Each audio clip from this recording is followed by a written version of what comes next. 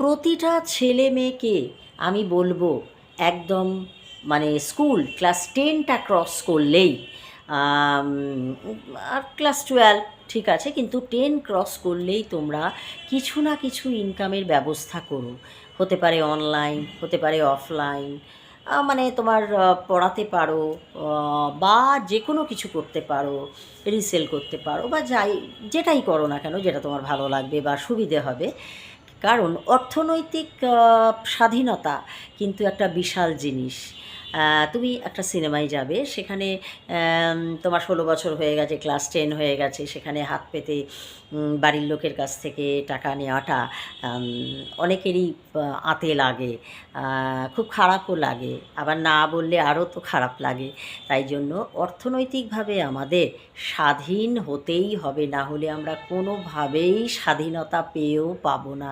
সেটা মেয়ে হতে পারে, ছেলে হতে পারে। বুঝতে পেরেছো? কে কে একমত আমার সাথে?